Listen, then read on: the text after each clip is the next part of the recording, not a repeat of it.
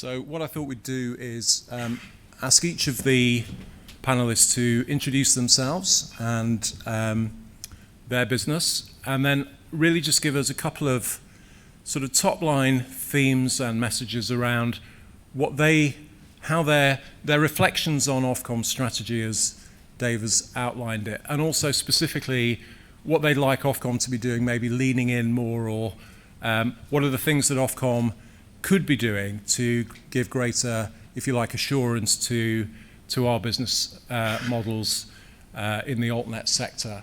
So with that in mind, can I perhaps start at this end? Graham, would you like to start? Yeah, thanks very much. Hi, I'm Graham Oxby. I run Community Fibre. We're building a network in London. We're scaling up reasonably quickly. I think nice to win the award last night for doing so. Very focused on using PIA, and I think we are probably one of the biggest users of PIA in the UK, over and above Openreach themselves.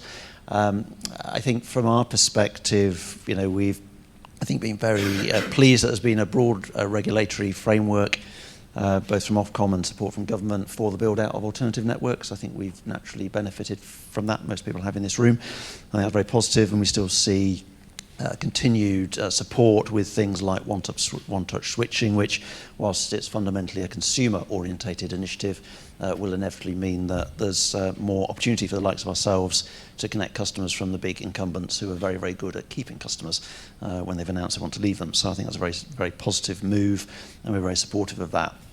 I think at the broader level, as we've seen moves in recent times, and I think particularly with the Equinox move, I think there's a key question, which is, does Ofcom see the altnets as a vehicle really just to get Openreach and maybe Virgin to do what they should have done 10 years ago in terms of investment in super fast networks for the future that will drive the economy of the country? Or do we really want, or do they really want to see the altnets as substantial alternative networks that will provide long-run competitive context and opportunities for consumers and businesses? I come from the mobile world, and I know from experience that market with five actually, and now four networks has proved to be incredibly innovative and incredibly competitive for the benefit of consumers. And I must admit, I did find it quite remarkable that the figure that just came out, which was 40-45% of the market ultimately will just have BT and Openreach, feels like a major failure, because all that will mean is that we're back to the old world of high prices, low innovation, and we'll stall again, which is precisely what we've been trying not to do. So that for me, I would say, is a brief summary of how I feel about things. Very good, thanks Graham. I'm going to skip over Geeta. That's not a snub. I'm going to ask Geeta to come in after the CEOs and maybe just pull together some of the threads and some specific questions. So could I ask Darren to go next, please? Hello. Hi. Darren Baythorpe, CEO of ITS. So ITS is an infrastructure builder, focusing on wholesale access, open access through wholesale platform, wholesale infrastructure, I guess primarily focused in terms of as an anchor tenant on generating B2B opportunities through that platform. But as we've seen with the climate and the merger, also an eye on hopefully having more confidence to build out into more of the residential world, but really focused on being this wholesale infrastructure provider who can offer services. I think when I heard the previous speaker talk, a couple of things came to mind. First one was, I guess from a we'll talk about Equinox pricing in a second, but from a one-touch platform and from an access to infrastructure, I think we're very supportive of both. I think we've championed for quite a while reuse. I hear the numbers quoted about how many altnets are now using PIA. I'd like to think we were one of the early adopters, not just in PIA, but also in reusing other types of infrastructure, and it's pleasing to see so many have now taken that on. And I've always championed that sort of initiative. I think one thing that probably concerned me, and I echo Graham's point, is I kind of got a little bit depressed when I heard all the percentages adding up, and there was only 2 players at the end of the percentages. So I kind of at that point thought, have I got a job in 2 years? So I guess the first question is echoing Graham, are we here to create a world where named parties are actively now named that they're going to succeed us all, and we're just here for a bit part? Or are we here to create a legacy and a long-term open access choice for the customers? I'd hate customers to be disheartened by full of Eastern promise, where they're tied into kind of a world of promise and not don't get delivered the benefits over time. The second point is one of alignment. So for me, I'd like to raise the point of, are the government initiatives and I guess I guess is the government and the regulator aligned? So we hear about the areas. I'd like alignment on geography with alignment on funding, and as a body that implements spine networks, that would give me more confidence that we can build out at a faster pace and hopefully have a voice in this race. So those are the 2 points I'd raise. Thanks, Graham. Neil? Well, good afternoon, everybody. Neil MacArthur, I'm the Chief Executive Officer for Freedom Fibre. We're sort of the new kids on the block, really. We're a wholesale-only provider, building XGS PON out, but consumer and B2B services. We work into a very tight geography in the northwest. We're building tightly to exchange boundaries to facilitate copper exit for the ISPs who've unbundled with LLU. And we hope to get to about 50k homes built by mid-2022. On the subject of regulation, there's a sense of deja vu, really, because if we go back to, let's say, 2004, 2002-04, when we were looking at unbundling, of course, we went through a lot of these same stresses at that time as well. And I have to say, Ofcom has an incredibly difficult job to do, and in general, it made a pretty damn good job of LLU. But along the road, there were some bumpy moments when it didn't go well, and Ofcom does occasionally have a bad time. And I think we're starting to see a little bit of them now starting to try and figure out where this market's going. And of course, the first thing we need to do is to get the country fibred up. But very quickly after, we have to be in a competitive position again. And the two are not quite, working in conjunction just at the moment. So for me, when I looked at the wholesale fixed telecom market review, I thought, there's some bits about that I'm not that keen on. And actually, where it got worse for me is then when DCMS jumped on the bandwagon and then really started to make particularly the Area 3 problem look pretty bad from a point of view of an automatic building. Now, Area 3 is just one part of it, but it is 9 million homes, so it's a very big part of the UK. It's getting on for what, I guess, 27% of the UK or something, so it's a pretty important sector that many of us are working in. So, but I don't think we should lose heart on that, because regulators are pretty good at looking at things and figuring out when they start to see things didn't quite work as they expected. But what's really important for us as an industry, I think, is that we really start coming together so that the regulator takes note of us. And I've been here before as well, because when we kicked Opal up in 97 and then TalkTalk off in 2002, it was pretty hard to get your voice heard in Ofcom. But, for sure today, TalkTalk can get its voice heard in Ofcom. And what I'd say to all the altnets is the best thing we can do is get organised, and certainly when it comes onto the wholesale model, start to make sure that we do have standard products and services and the ability to look like an industry rather than what is effectively a bunch of fairly small companies at the moment. So I'll stop at that point. Thanks, Neil. And last but by no means least, John.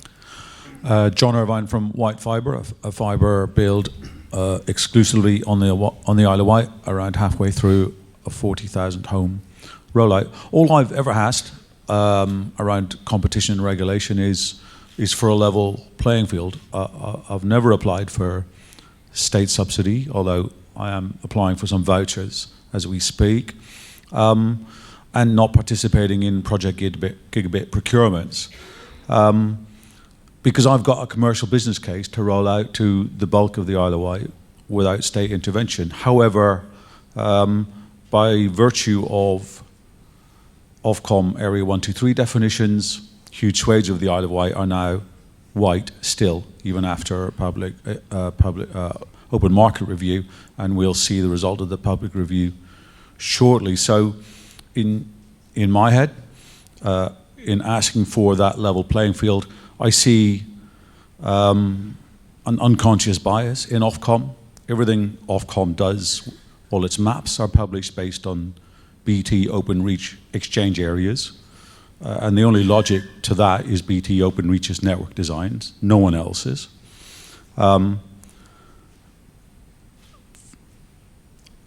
We have a flurry and a constant flow of consultations at the moment, all of them very short timeframes, difficult for us to resource and respond to, yet some of them are very important to us and very instrumental to us, and for the smaller operator, you know, a challenge to me. And you know, there's been dozens of these things around online harm, vulnerable customers,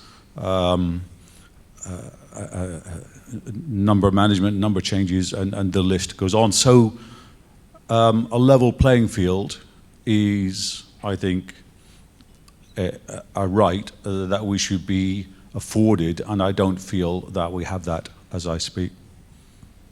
Thanks, John. So, Geeta, you've been working with many Inca members on regulatory issues, and you've obviously heard the input from the other panelists. What would you sort of summarize as being the key stress points at the moment in the AltNet's relationship with the regulator and the regulatory decisions that are being made?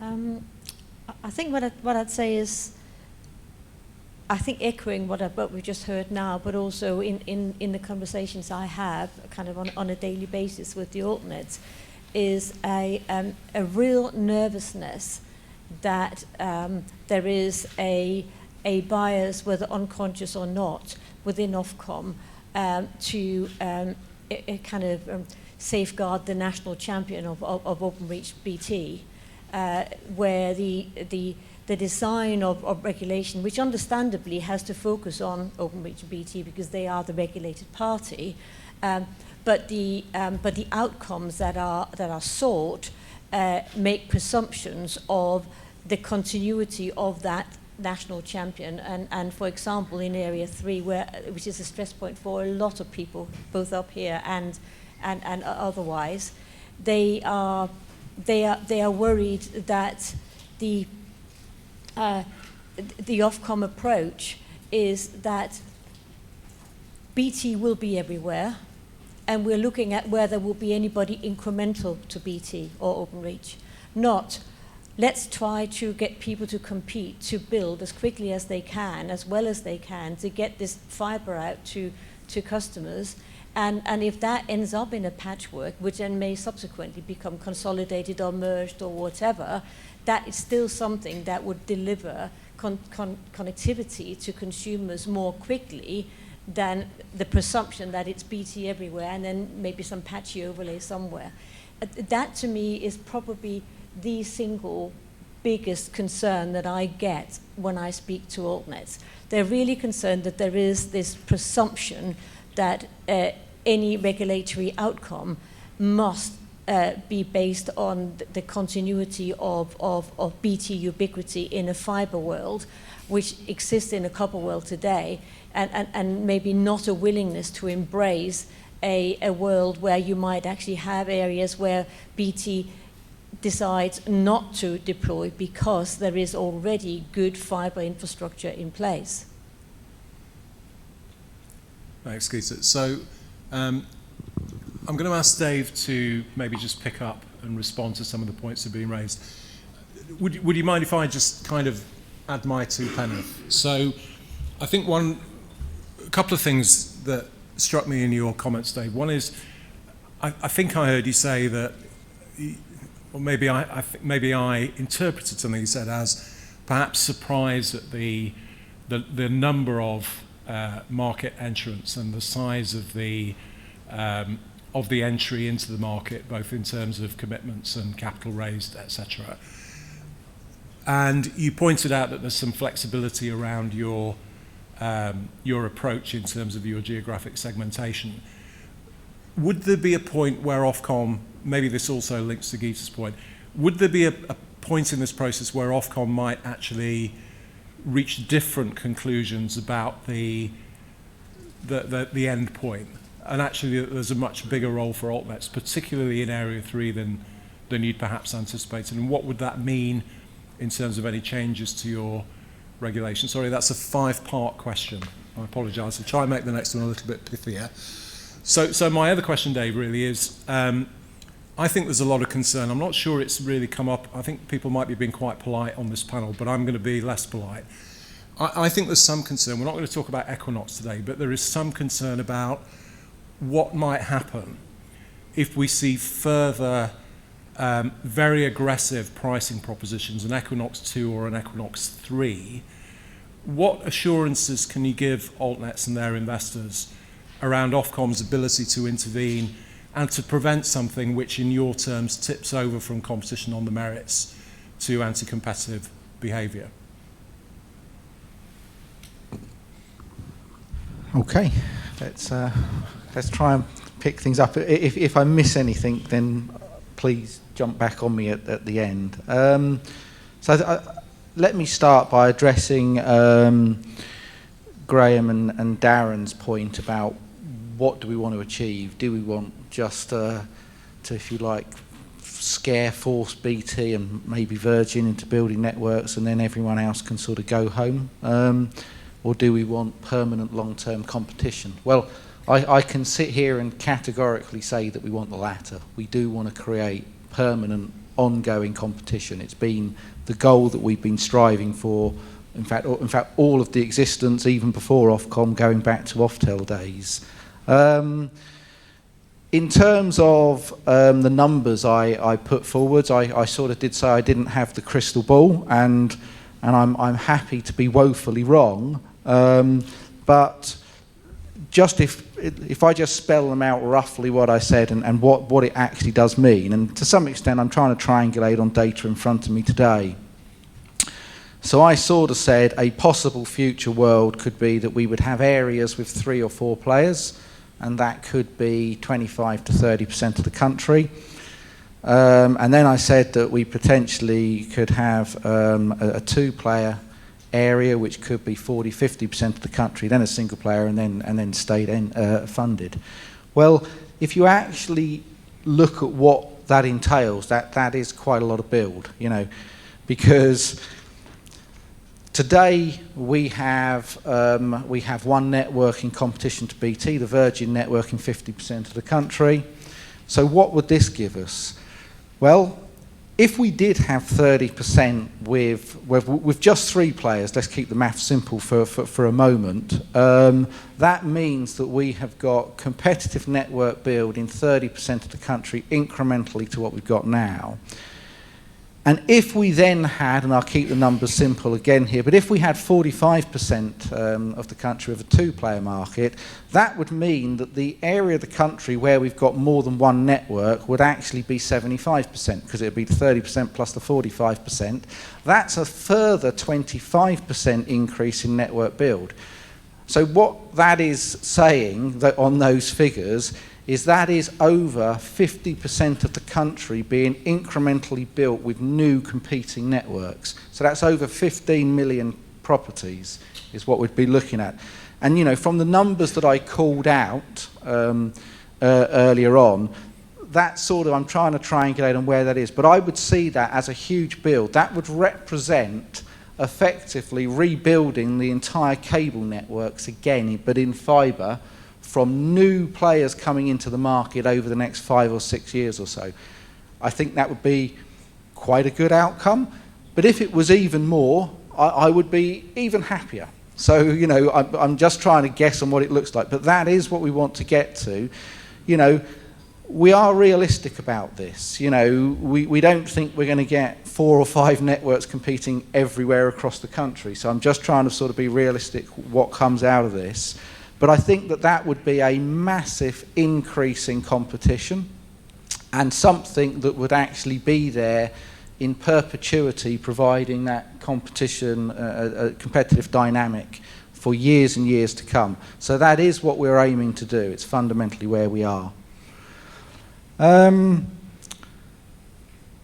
Perhaps I should talk about perhaps I should talk about biases and regulations and looking at BT everywhere. So, look, when we introduce regulation, we actually go on the facts presented to us, so people's rollout plans, what they're doing, and so on. And put bluntly, if BT says it's going to be upgrading its network everywhere in the UK, then that is part of the input to that process. It's not part of the outcome. Personally, I don't actually mind whether BT builds everywhere or not. Provided somebody else goes there, I don't really mind. Where I think BT is at the moment is where it wants to be. Whether it stays in that place as we near the sort of completion of coverage, I don't know. I guess time will tell. But I mean, it is a fact that under this regime, under the Communications Act and the ex-ante framework, we really are only putting regulation on BT. We don't even regulate Virgin under this regime because we don't deem it to have market power. So anything we do sort of has got to be BT-centric because we're telling BT what to do. Now, what I would say, and if you think about it, any regulation that we put on BT is only detrimental to BT, is the truth. And you think about it, we tell BT it's got to give access to its ducts and poles. That isn't a requirement that's generally available to other people, and left to its own devices, it wouldn't necessarily want to do that. Likewise, we sort of say that, we're going to put this charge control on the 40 meg service. Well, that's a charge control that if it wasn't there, it'd have freedoms to do what it wanted to do, And if you go through everything I said, these are all just restrictions on BT. So the real question is not, it's not whether I'm favouring BT, it's really whether or not the restrictions I'm placing on it are sufficient. It becomes the conversation.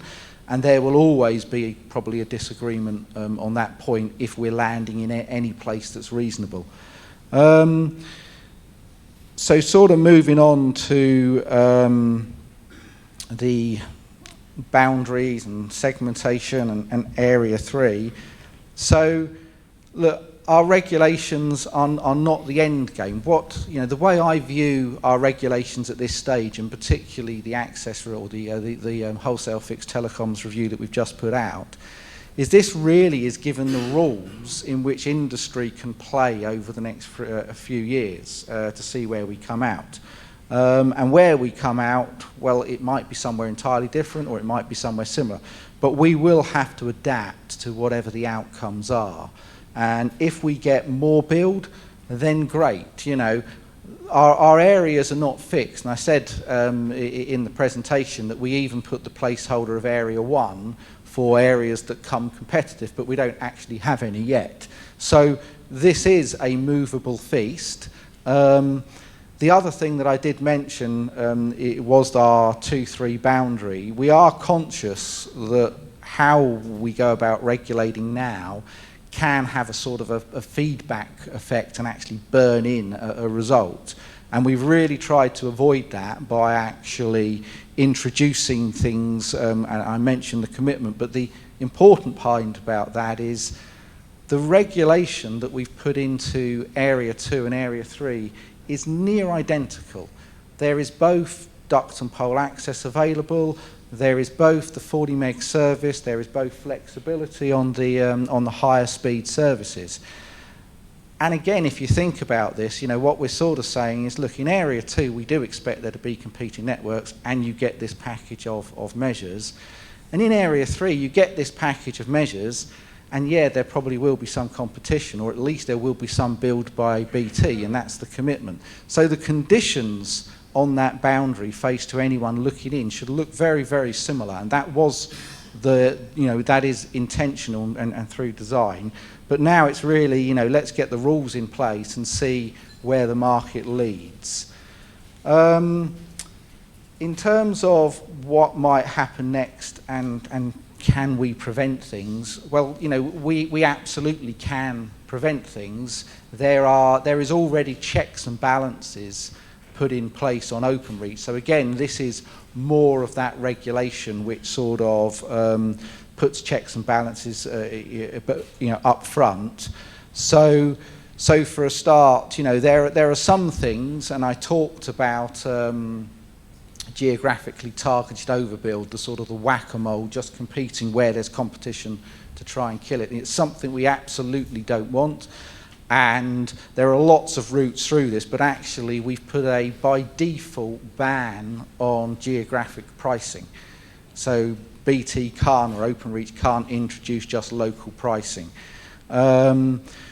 What happened with Equinox is that went through a process where there was a 90-day notification. We said, well, look, you can't just introduce prices into the market, you've got to notify, and people have to have a fair opportunity to look at that, so that that's sort of a gating process there.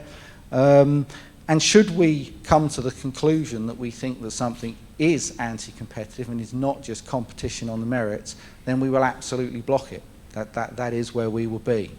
So that is how we will look at this going forwards. Have I picked up everyone's points? Neil, did I not pick up yours? David, thank you very much. I think that was, you know, a very comprehensive answer, but I think where I might just push back a little bit, and it's really back to Area 3. It's 9 million homes, and effectively given BT a subsidy for about 3.2 million homes, and at the same time DCMS have completely removed the subsidy available to the altnet community in those exact spaces.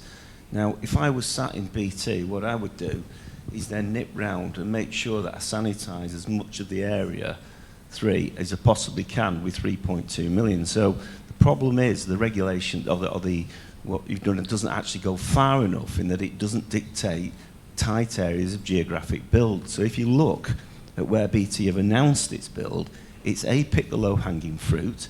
It's taken out key exchange areas that you would like to build in any contiguous type of dense area build, and it takes off the map huge parts of Area 3 for the rest of the altnets to build. We've had to rip loads of plans up just because 2 exchanges got taken out of DCMS's voucher support scheme that just so happened to happen within weeks of the outcome of the review. So it's not that the review is particularly bad. It's not particularly bad you've decided that the ISPs need to chip up to BT and give them the subsidy. It's the fact that we really have lost, the rest of the industry's lost the subsidy to build in those areas, and they're key. So I think I made the point, you know, you take out one key exchange in the middle of a big cluster and it's a critical one in that map, then you end up with all sorts of extra backhaul costs and you effectively take a load of the areas off the map. That's where I think there's been the interworking between DCMS and Ofcom has been lost, and it's not been thought through enough tactically what BT would do. And the final point, of course, you don't have to build a whole exchange area. So the vouchers that have been lost to a load of exchange areas, people are going to be left without service because BT may only build 75% of an exchange. So the consumers could be actually in a much worse off state for many years to come. That was the business. Dave, before you feel the need to respond to that one, we're getting close to the end of the time for this session. I just wonder, before you answer that, could we throw it open to Q&A from the audience, perhaps pick up 2 or 3 questions which you can then take in a final canter around the, and same for the panelists, if anybody wants to chip in with further comments, but I'm just conscious that there's probably a lot of people in the audience who have strong views on some of these issues. I could see a couple of hands have gone up. Lloyd? I'd like to just ask one question before handing it over, if that's all right. Yeah, my question is specifically about Equinox, and I think everybody in the room is going to welcome the comments you're making, Dave, about wanting to support competition and competitive build, and that's what these people are doing. And, you know, starting to grow to scale, at least in terms of the investment available. The Equinox decision did actually, did cause a lot of concern amongst many of Inca's members and their investors. And obviously we've noted the fact that BT have said that they'd look to provide even greater discounts depending on what Virgin Media and its announcements might be. When you were looking at the responses to the consultation, you must have seen that there was a lot of concern from the altnets. And in fact, it'd be quite helpful if you could let us know how many responses coming from altnets actually supported Equinox, as opposed to said, we felt this is very concerning. And why is it is that if you want to support the competitive sector, the first time after WFTMR, the first thing that happens after WFTMR is a scheme put forward which is not about necessarily just about discounting in terms of price, but the lock-in of ISPs for a 10-year period is of great concern. And why was that not taken more into account? That's my question. And over here. Alex. Yeah, of course. So just while we're passing the baton, so today, thank you for your response, David. I thought it was useful. But just to echo Neil's point, when you answer Neil's point, I'd like you all to just on what Malcolm just said, can you share with us how you actually approach alignment? Because you're going to answer Neil's point specifically, hopefully, but how do you actually approach alignment and listen to the impacts that not aligning with the government funding has on us? Because I'd really understand what the steps are that you take and obviously how we can help with that. Lloyd? Hi David, it's Lloyd here from County Broadband. There has been a swell here over the last 2 days of commentary on the way the industry is able to organise itself. The altnet industry, as we know, is now talking about an investment number of between 11 and 15 billion pounds. It's a sizable number. Yet what we see happen from within the altnet industry is an inability, in my opinion, to coordinate our response in such a way to have an impact on any decision making going on at Ofcom. So once you've responded to the questions you've already been asked, I would really welcome the opportunity for you to explain to us what it is we have to do as an industry to get Ofcom to listen to us. Can I just check, Graham and John, did you have any further thoughts or reflections, or maybe we can ask Dave? I think there's enough in those three to keep us going for at least 7 minutes. Very good, yeah. Okay, am I working? I hope so. Let me try and pick up Neil and area 3 point. So, I mean, look, first of all, I think it's worth sort of stepping back and thinking what's going on here. I mean, it's been described as a subsidy. The reality is that altnets did not want us to crash the prices in Area 3 because that's not good for investment. We didn't want to crash the prices in Area 3. However, if we were in a world where there was going to be absolutely no build in Area 3 from altnets or BT or anybody, that's effectively what we would do, and that is indeed what we put out in our consultation, because there was high profits in an area, consumers being overcharged and no investment going in. So we didn't want that outcome. So the leaving the prices indexed and leaving margin in Area 3 was something that we as a regulator wanted to do, and it is what the altnets wanted us to do as well. The commitment from BT was really a way of us, if you like, underwriting that.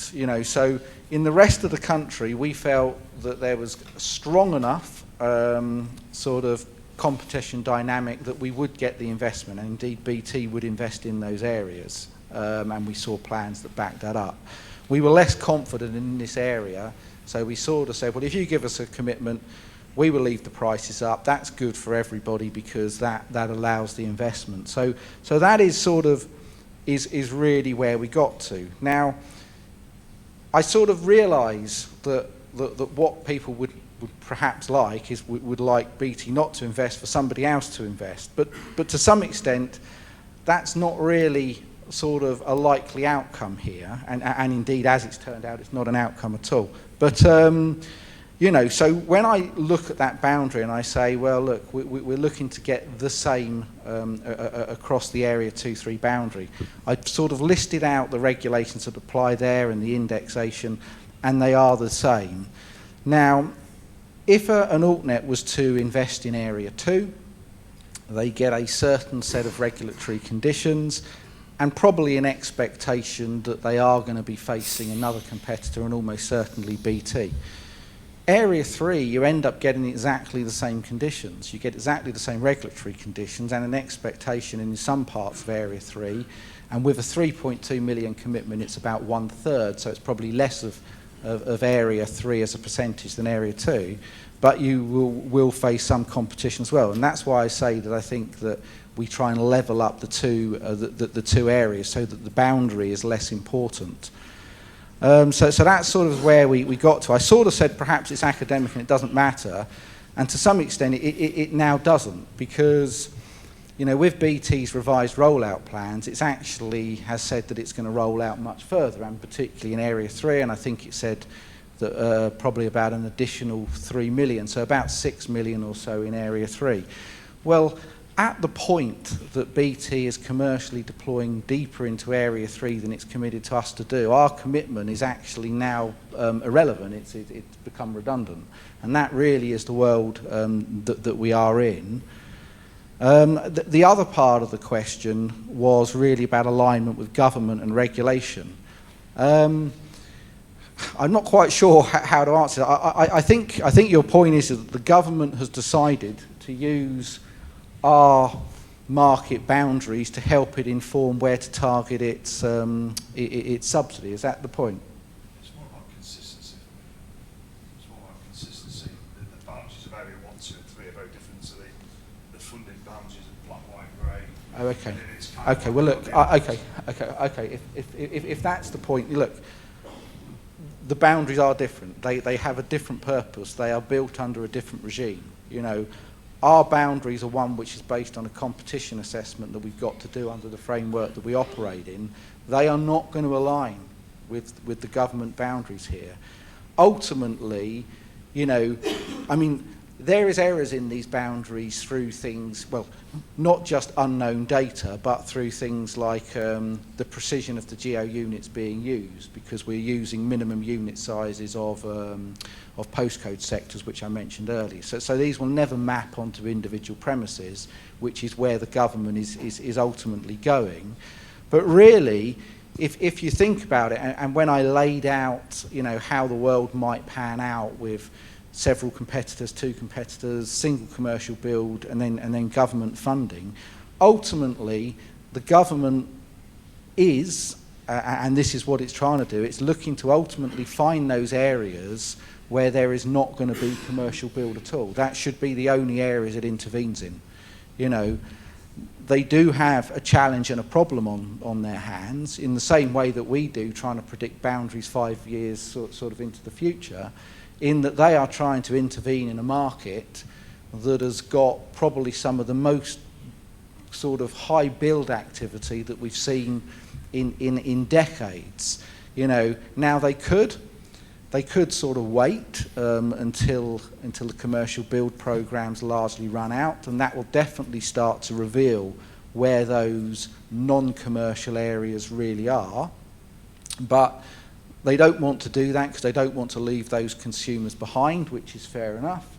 So they're actually looking to intervene early. So they are now facing a similar challenge that we did in our boundaries, which is to identify where people might not be building, 5 years out into the future. So there will be errors in doing it. But the main point is that what they are doing does not and should not map onto the geo boundaries that we've defined in our market. They just shouldn't. And we do work with DCMS and BDUK, so we are sort of aligned. But I do know what they're trying to do, and I do know that it's challenging to sort of intervene this early in the market investment cycle. Dave, we're sort of out of time for this session. There's a few hands going up. I don't know. Can we run for another 5 minutes? Ian, who else? Did I see another hand? Sorry. Alice. I think I've got two more. Thanks, Alex. I'll fire away. Hi, Dave. Ian Corden, industry consultant. I've been around the AltNet side of the industry for some years now. I've also seen it from the Tier 1 side of the industry. So a couple of points that I would raise. I think we've heard from BT itself that it is not looking to shoulder the entire burden for build in the country. So I think the first point is, from my perspective, I see a lot of activity, obviously, in this community, with AltNets contributing to the UK's build, and indeed government's ambition for Gigabit Britain. So I think we have to take seriously the concern that there is some potential misalignment between government objectives and Ofcom's actions. The second point I would raise is around the fair bet principle. And just going back to Lloyd's point, if regulation is being based on the fair bet with regard to BT and scale, then we have to recognise that the way the industry is developing at the moment is that we have, again, contribution from the regions, but the scale and the dynamics and the economics of that side of the industry is somewhat different. So I think it does go very much back to the point of listening to the community. And I would echo Lloyd's point, how can this community be heard? And the last point, again, we heard in the investment workshop yesterday, I'll just remind, 15 billion of investment is not to be sniffed at. That's of an equivalent, similar scale to the national players. So I'll pause there for thought. Thank you. Okay, let me try and pick up, and please come back if I haven't addressed it. So, look, in terms of BT's build plans and what it may or may not want to do, I mean, to some extent, we speculate at the moment. What do I think? I mean, to some extent, I think BT's doing the same as a lot of people. There is a land grab phase. They are just going to go and build as far and fast as they can. Where might they get to at the end? Is it possible? Well, okay, moving to the government sort of areas. If the government has correctly identified areas of not being commercially viable and they pay somebody to build a network there and that person's not BT, then logically BT shouldn't be building there, and if they want to ultimately serve customers there through to the retail level, they will have to sort of do a deal and use that subsidised network. Coming in a little bit from that, is it possible that 5 or 6 years out that when BT's trying to complete the coverage, that it finds that it's late to an area and somebody's built there a few years ahead of it and has got a good sort of solid position in the market, and might they decide that there's just no point overbuilding there and do a deal? Yeah, absolutely. They may well get to that point, So that could be where they come to. But I think that is something that will play out in the future. In terms of government objectives and our regulation, I mean, if I understood you, I think you're sort of saying that, I think it's an optimal build sort of position, that, if your objective is to get as much coverage as you can quickly, why not do unique build everywhere, at least initially, and then you're going to achieve that. That's clearly true, but the bottom line is, firstly, we have a competition framework in the UK we have had for over 40 years. We can't just turn that off. The players in the market are not necessarily going to do that. There was a lot of lobbying about a sort of a pseudo-franchise model with the government about 4 or 5 years ago, and that led to its strategy paper that it published in, I think it was the middle of 2018. Yeah. 2018. Yeah, it's about, I think it was a week or so around at the same time we published. The bottom line is the government did come to the same position as us. which is the competition model is the one that we've got to pursue, partly because that is the legal framework that we operate under. But there is also a question about, you know, sort of, if you like, turning off or ditching a competition framework. You know, you shouldn't be just done lightly. To some extent, the reason that there was so much interest at that point in time and a lot happening was because there was competition that led to that point. You know, if we went back 3 or 4 years before that, there really wasn't a lot of interest in building the networks at all. You know, and there was talk about bigger government funding, and I can assure you that the figures being discussed at the moment, you know, dwarfs the total sums of all of the numbers that we've been discussing today. And that sort of is what happens if you do end up in a world that lacks competition and you are reliant ultimately on incumbents and monopolists. So, you know, so our position is in alignment with governments, and that was where we got to in 2018.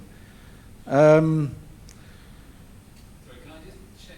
You just said that through Project Gigabit, if there is an area where BT is not going to build, or, let's face it, doesn't win the bid for Project Gigabit, and an altnet wins it, it's in an area where they weren't going to build, they will have to do a deal with that altnet and use that network. Will you regulate to make them do that? So it is not for us to regulate. It's just not. I mean, you know, what I set out to you is the theoretical sort of right position. And who is going to regulate to do that? If it's not your role to regulate to do that? Well, so ultimately this comes down to how the government does its intervention and what questions it asks when it does its market studies. You know, the point is that what does the government think it's doing, or what does everyone think the rules are of these state interventions? Is it that the state-funded network must be the only network there for forever, for the next 10 years, or maybe it should be there for the time period that was asked as part of the market exercise? So if you say to people, have you got any plans to build in the next 3 years? No. Fine, you can assume that they're not going to build for the next 3 years. But after 3 years, the world could change. So there will be a period where you would expect that if the government gets it right, that BT would not want to build there. And if they wanted to supply new services there, then they would need to do go into an arrangement with the network in that area. I have to say that I think that topic is one that's worth an hour's conversation in and of itself, actually. Dave, thank you so much, and thank you to all the panelists. I really appreciate your contributions.